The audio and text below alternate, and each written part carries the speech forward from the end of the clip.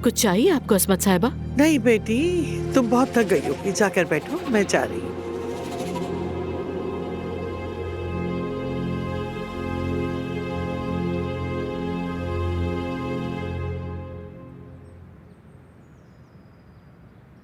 सोहा साहिबा जा गई हैं।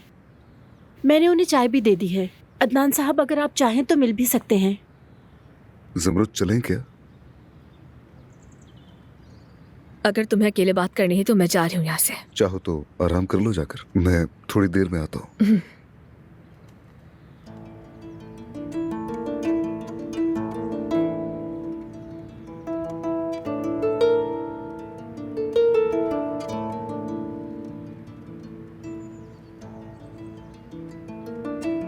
चाय तो बहुत ठंडी है, तुम जरा ख्याल नहीं रख सकती क्या?